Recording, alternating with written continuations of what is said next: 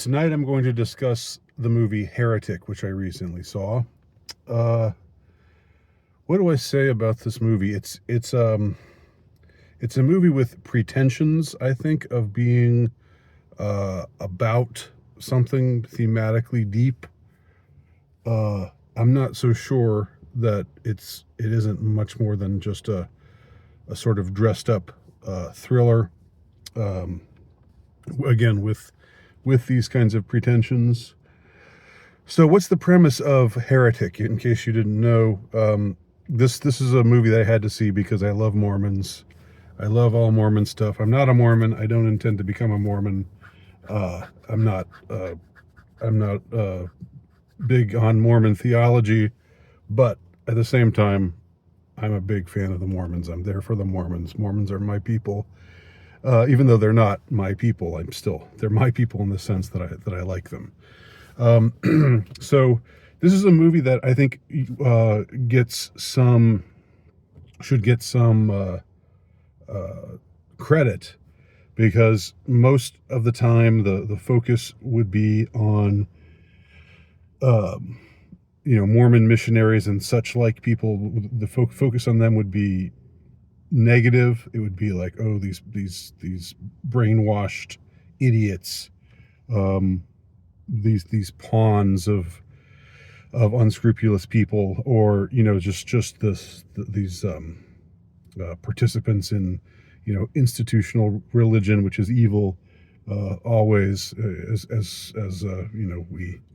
is believed by most of the people who make movies. But in this case, the two Mormon girls, the sister missionaries, are very sympathetically portrayed from the very start. We're on their side from the first time we meet them. They're quite adorable, actually. We meet them, and they have a conversation that's sort of like not what you would expect two missionaries to be talking about, because it's sort of it's a little bit on the subject of sex and other stuff that you wouldn't necessarily expect them to be chatting about, that kind of stuff. But then at the same time, it's probably stuff they do talk about. So it was believable. And we see the difference between these two girls. One of them is nice but kind of ditzy, and the other is much more going on upstairs, but also we don't know, maybe has some kind of secret history. Isn't the typical Mormon, didn't grow up in Provo, Utah, with 8 brothers and sisters and so forth. So these two girls go to see somebody who had expressed interest in the Mormon faith, and along the way we see them get ignored and get harassed and get made fun of, and it builds up our sympathy for them. And I'm always sympathetic to Mormon missionaries when I see them riding around on their bikes and stuff. I always think, mostly I say that these poor guys, because mostly it is guys. For young men, it's expected generally that you go on a 2-year mission when you turn 18 or so. It's not mandatory, but it's something that's it's basically unheard of for you not to do it. And if you don't do it, it means you're probably not that devout. You're probably not a Mormon in good standing in the first place. But in recent years, there have been more sister missionaries, more younger women who do a mission of their own. And again, they can be sent anywhere in the world. For the girls, it's a year and a half, 18 months.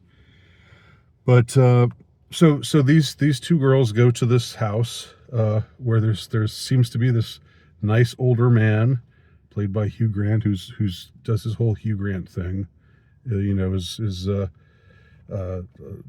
whole awkward charm thing, but he's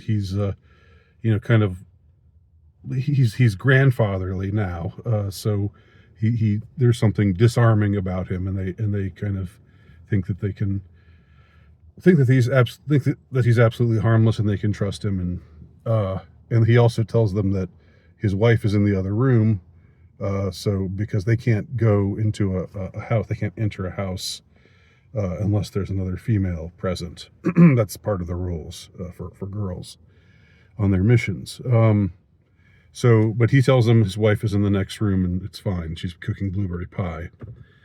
That all turns out to be a lie. Hugh Grant turns out to be this psycho, of course. If you know this if you see the previews, and everything kind of unfolds slowly, bit by bit. And I'm not going to get into all the details of what happens. But what's interesting is I'm not sure if this movie thinks that Hugh Grant's character is, saying a lot of profound stuff. What he ends up telling them, he ends up being this sort of basically reddit-atheist type. And he tells them all this stuff like, did you know that Jesus wasn't the first person to have 12 disciples? And, Krishna did these things that they later said Jesus did. And Mithras was born of a virgin, and all this other stuff. It just sort of keeps going at them with this fervor, the fervor of a an atheist university professor. It's not clear who this guy is. It's not clear what his story is or how he got to be this way. What seems to be the case is that he at some point really soured on religion and faith and eventually made his house into this trap for people who wanted to come by and talk about religion. And again, I'm not going to get into all the details of what happens afterwards, but the girls are put through this awful ordeal, which unfolds little by little. At first, he's just talking, and then he starts sounding a little bit more aggressive, and then, he apologizes, and then they realize that they can't get out, that the door is locked from the inside. And he's got this weird timer system or like something that where he can control whether the door opens or not. And so then he says, well, you can leave from the back door if you want, but the back door, of course, turns out it goes deeper and deeper down. And so in a way, the house is a lot like the house in Barbarian, a movie from a couple of years ago. I remember that had a normal looking house, but it turned out had deeper and deeper depths in which you found greater and greater depravity. So the essence of the movie is this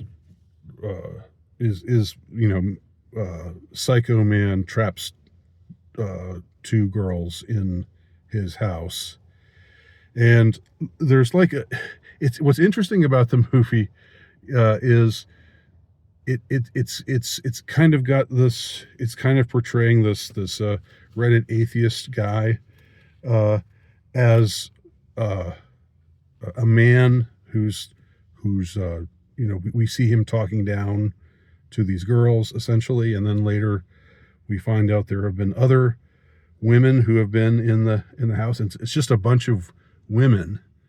I don't want to give away too much, but we find evidence that other women have been there.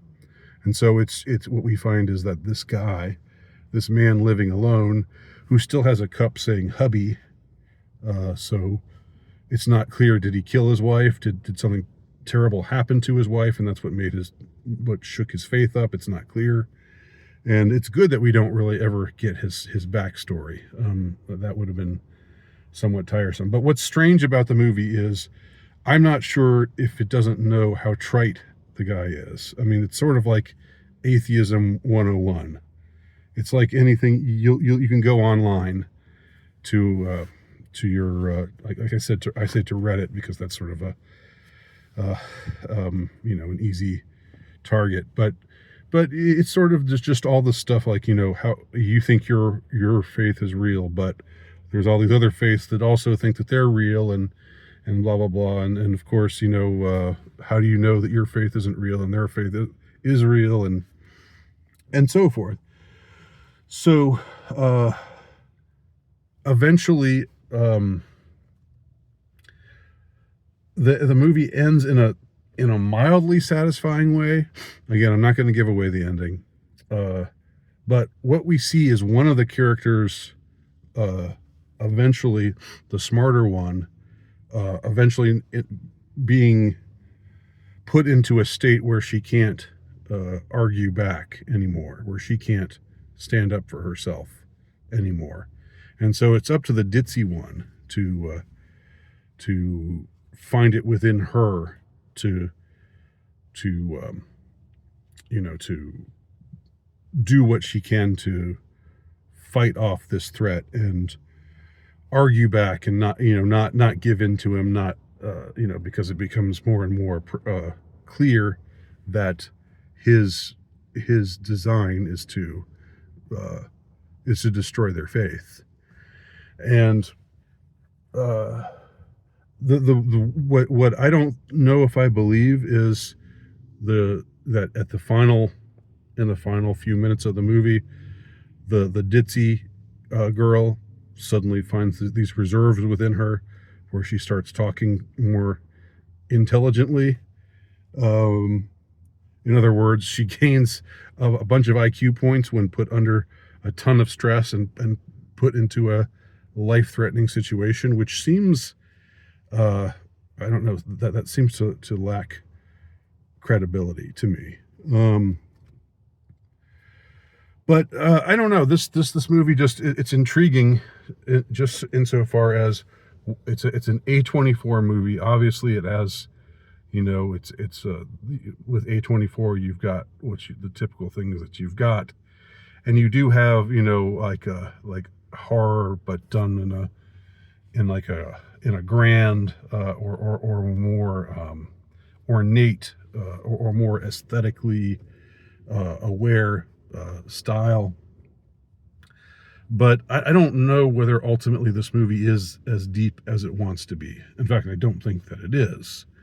It is interesting though for a lot of reasons, and I think it is watchable, which sounds like damning with faint praise. But I would say it's interesting to watch almost all the way through, even though a lot of it is just talking. It's a movie that builds up tension through subtle cues. Like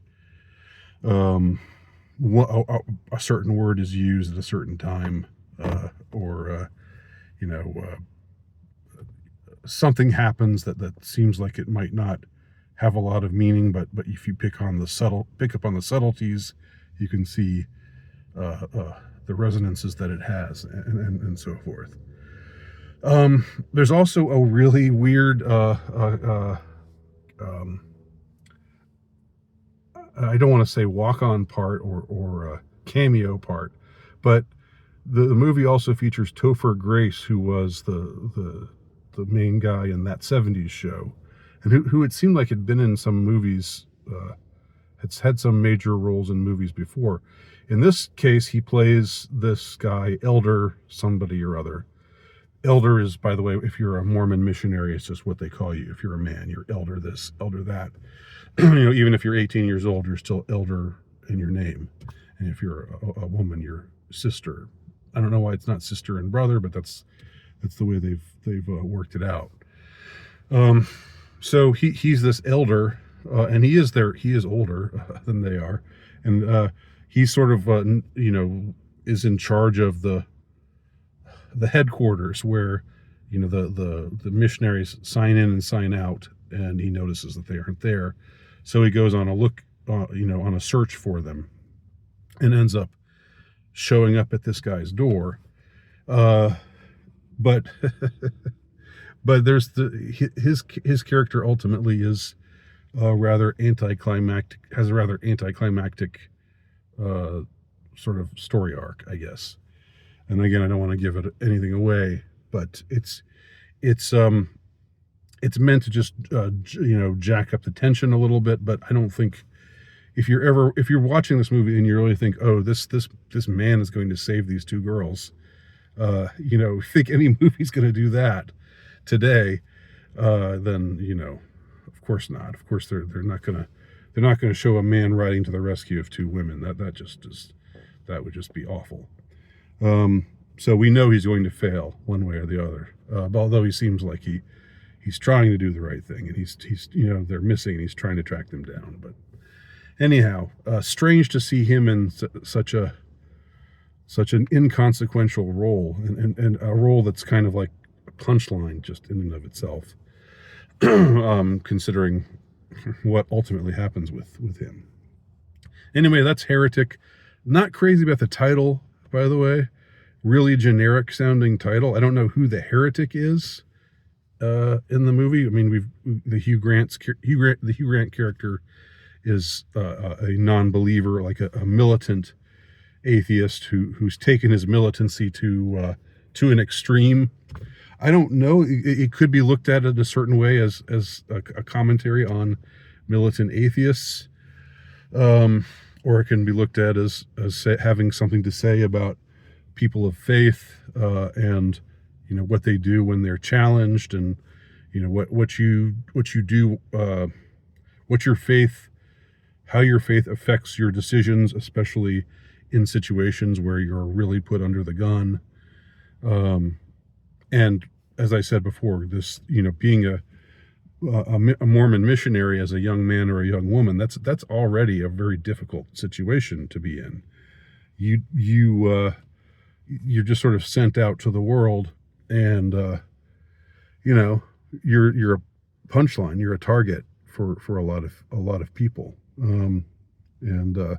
So anyway, good movie as far as performances go. Good movie. I would say better than average movie as far as film thrillers go. Interesting as far as the sort of themes that it's playing with, but I don't know if it really ultimately is as important or as profound or has as much to say as it thinks it does. Especially with just the reddit-atheist, hearing from the reddit-atheist guy for 20 minutes or so, for however long on end, just him doing his spiel about how religions are dumb and all that. Anyway, those are my thoughts on Heretic. Have you seen it? If you have, let me know in your comments below. Thanks for watching.